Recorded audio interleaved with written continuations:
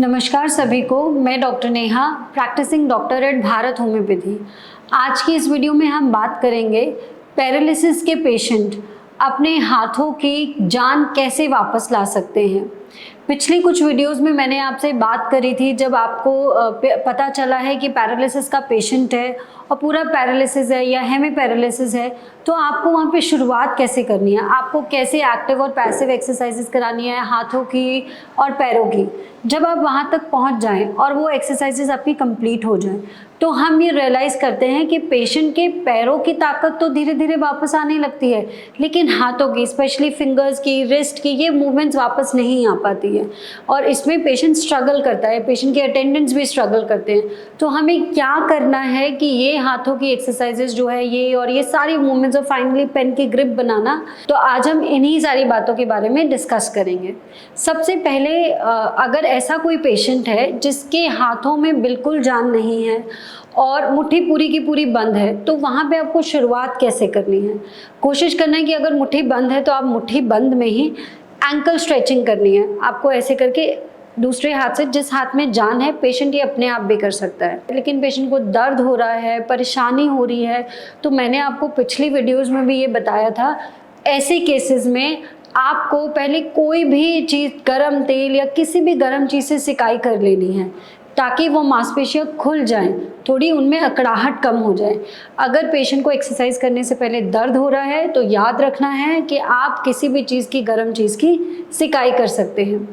अब अगर मुट्ठी बंद है तो आप ऐसे करके 10 सेकेंड्स आप ऐसे एक्सरसाइज करेंगे, जो आपका हाथ सही है उससे, फिर आप वापस ले आएंगे। फिर आपको धीरे धीरे ऐसे स्ट्रेचिंग एक्सरसाइज करनी है, फिर आप वापस ले आएंगे। अब मुट्ठी खोलने के लिए आपको क्या करना है, मुट्ठी खोलने के लिए दूसरे हाथ का सहारा लेना है। मुट्ठी बंद है, इस तरीके से आपको सहारा लेना है, कोशिश करनी है, दिन भर दिन आपकी फाइनली कोशिश कामयाब हो जाएगी। जब ऐसे आपका हैंड जो है नमस्ते फॉर्म में आ जाएगा, तो आपको ऐसे इसको स्ट्रेच करना है, फिर आप उसको नॉर्मल पोजीशन पे ले आएंगे और ऐसे स्ट्रेच करना है। ये स्ट्रेचिंग एक्सरसाइजेस बहुत ज़रूरी है। आप दिन भर में 2 से 3 बार इस एक्सरसाइज को ज़रूर करना है और एक बार में, इस तरीके की स्ट्रेचिंग में 10 सेकेंड से ज़्यादा कुछ होगा नहीं। कोशिश करो कि एक स्ट्रेचिंग आप 20 सेकेंड 30 सेकेंड तक करके रखो और इवेंचुअली धीरे धीरे एक स्ट्रेचिंग आपकी 60 सेकेंड्स होनी चाहिए। इस एक्सरसाइज के बाद हम क्या एक्सरसाइज करेंगे, अब आपकी मुट्ठी खुल गई, सपोर्ट मिल गया। अब उसके बाद आपको, जो आपका हाथ सही है, जब आपका हैंड ऐसे सीधा हो जाए, उसके बाद आपको दूसरे हाथ से पूरी सस्टेन स्ट्रेचिंग करनी है। पूरा 1 मिनट तक ऐसे स्ट्रेच करके रखना है और पूरा छोड़ देना है वापस। फिर से ऐसे स्ट्रेच करना है, 1 मिनट तक रखना है और फिर आपको ऐसे छोड़ देना है। ये एक्सरसाइज करनी है। अब बात करें हम उंगलियों की। उंगलियों की एक्सरसाइजेस बहुत ज़रूरी है। अगर आप उंगलियों की एक्सरसाइज करेंगे और सही समय पर शुरू करेंगे, टेक्निक सही लगाएंगे, तो आप फाइनली इवेंचुअली कलम पकड़ना सीख जाएंगे और लिखना भी सीख जाएंगे। तो आपको फिंगर्स, आप या तो किसी टेबल सरफेस पे रख सकते हो, और टेबल सरफेस में भी याद रखना है, जितना ज़्यादा आप एल्बो को सपोर्ट करो उतना अच्छा रहेगा। हाथ को ऐसे रखना है, फिंगर्स को ऐसे पूरा खोलना है और फिंगर्स को ऐसे बंद करना है। इसे हम एबडक्शन और एडक्शन एक्सरसाइज बोलते हैं। ये हुआ एबडक्शन और ये हुआ एडक्शन, ऐसे करना है। जब आप ये एक्सरसाइज धीरे धीरे सक्सेसफुली कर पाएँ तो सेकेंड स्टेप पे जाना है। सेकेंड स्टेप में क्या करना है, आपको ये जो अपना हैंड है ये टेबल पे रखना है और एक एक फिंगर लिफ्ट करनी है। सबसे पहले थंब लिफ्ट करेंगे, फिर एक 1 फिंगर लिफ्ट करेंगे, फिर दूसरी फिंगर लिफ्ट करेंगे, फिर तीसरी फिंगर लिफ्ट करेंगे, फिर 5th फिंगर लिफ्ट करेंगे। ऐसे करके धीरे धीरे धीरे करके आपको सारी अपनी फिंगर्स को लिफ्ट करना है।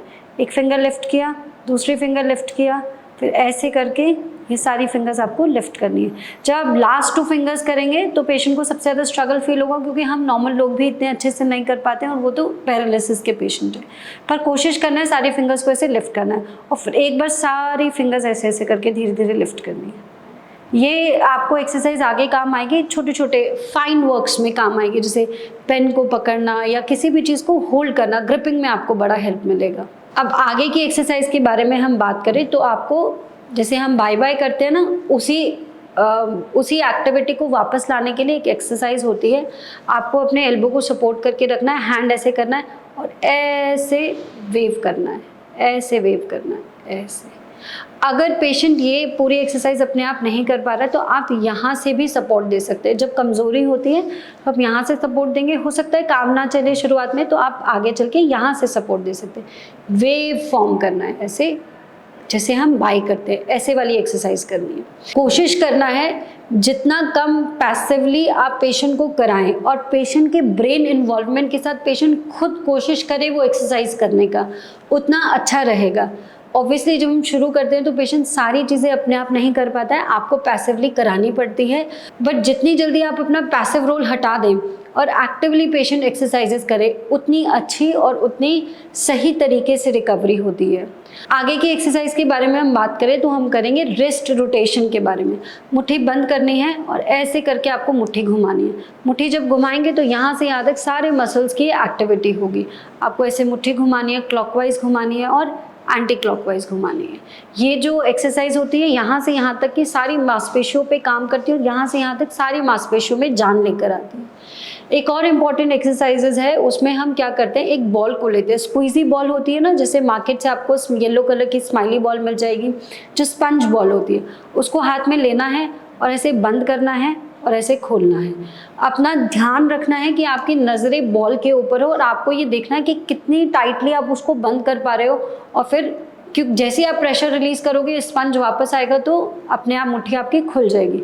फिर दोबारा कोशिश करना है, ऐसे मुट्ठी बंद करनी है, बॉल को स्क्वीज़ करना है और फिर दोबारा मुट्ठी खोल देनी है। खुल तो अपने आप जाएगी क्योंकि बॉल है, स्पंज है, वो अपने आप अपनी पोजीशन में वापस आएगी। आपको मेहनत कहाँ करनी है, आपको मुट्ठी बंद करने में मेहनत करनी है।